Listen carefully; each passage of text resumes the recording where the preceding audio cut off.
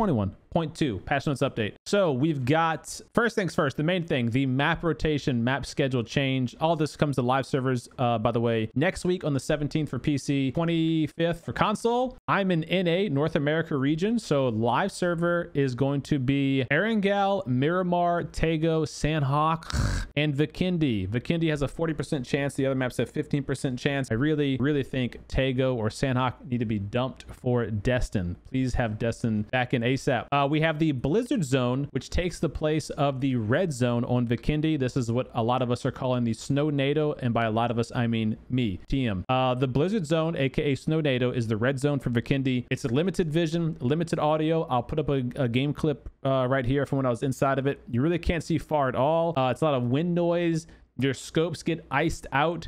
And the most important thing, the biggest thing, is you take tick damage, so damage over time, or dot damage, I guess you say it, inside of it, as if you were in a blue zone. It does like a little bit of boom, boom, boom damage. And then once you're in the center circle of the Snownado, you cannot sprint. It's walking or crouching only, which kind of makes it a little intense. When you're out in the open in the forest, like you can kind of pretty easily dodge it, but I have to imagine if it's in a compound, if it was in like a city that you're in, it could get pretty intense in there. Oh yeah, this is what it looks like on the map too. That's like a little, little hurricane on the map. The bunkers have officially been added with workable key cards now. I have yet to find a security key in the spawn, but I did spawn one myself on the custom game I was playing. I'll put up a clip of that here. And once you get into the bunker, there's a lot of bunker locations. I'll have to make a little map, a map guide for y'all, but a lot of bunker locations. Once you get in there, you have high tier gear. Like I saw an MG3 in one. I saw an AWM in one, heels, backpacks, butt pans, all that kind of stuff. And then there's also the chance to have armor repair kit, helmet repair kit, or vehicle repair kit to spawn in there as well.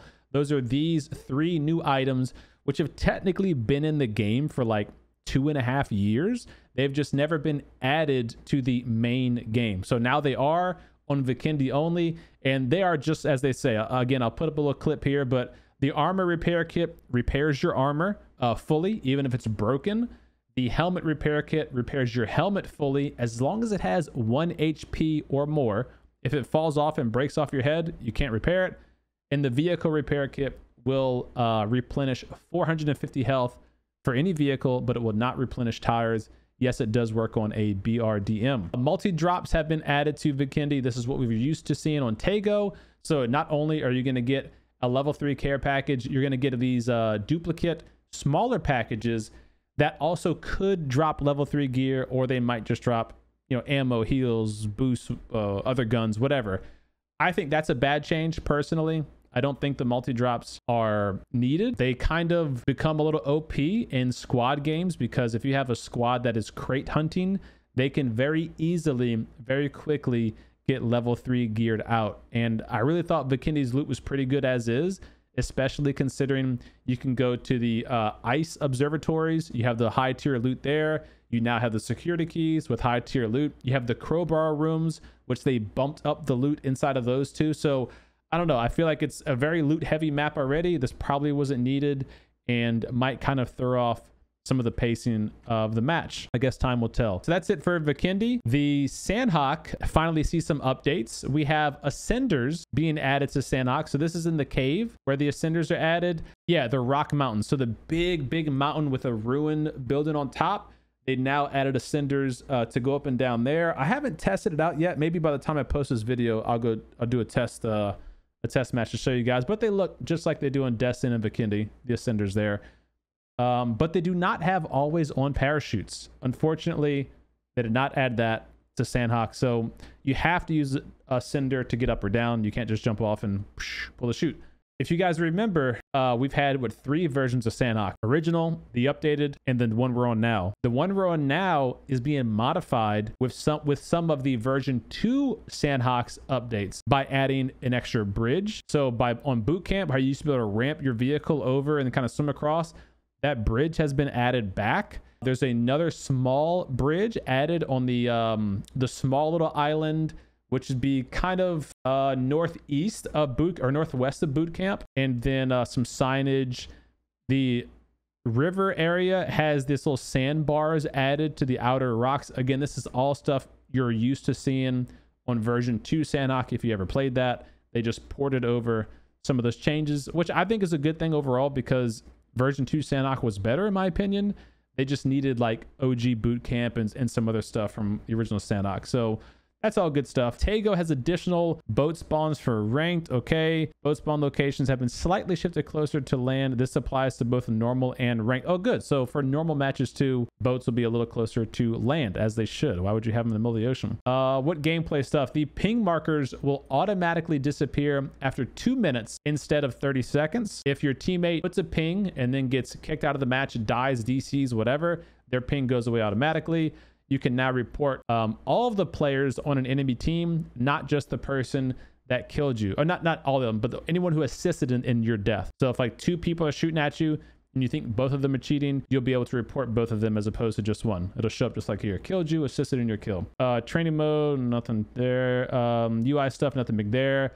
Crafter pass, check my video that goes over the entire crafter pass and all the stuff inside of it. We spent like 50,000 G coin on the test server showing you guys how it all works, how the workshop works, how to get the progressive Beryl, the SKS, the stat tracking ace, the stat tracking AKM, all that kind of stuff. So go check that video out. I'll link it up above or down below. That crafter pass is going to last until March 6th. They got some performance improvements, I guess. We'll see when it goes to live servers. A lot of bug fixes, nothing that's like gonna be crazy good though. Like no, like, oh wow, this is game breaking, thank you for fixing it. I'm not gonna go over all that stuff. You guys can look at the patch notes if you want like a specific clipping, UI changes, all that. I'll link the patch notes below. So that's it. That's everything in a nutshell for the update for 21.2. Again, this goes to test server right now on PC, live server next week on the 17th for PC, which would be Tuesday night, Wednesday morning, and then on console the 25th, 26th, like this nighttime, like 2 a.m. or whatever, and then morning time 26th. That's all the dates, that's what's coming. And yeah, that's it for the patch notes. So if you enjoyed this video, give it a thumbs up, share it with a buddy, and of course get subscribed for more PUBG content, and I'll see you guys in the next video.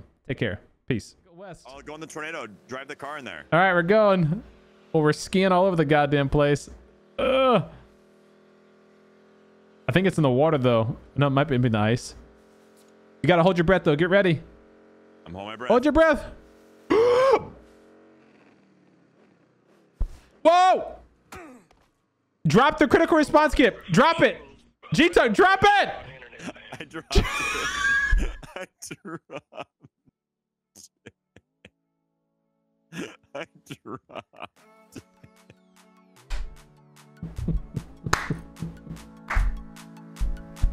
So that's, dude, that's challenge that's complete.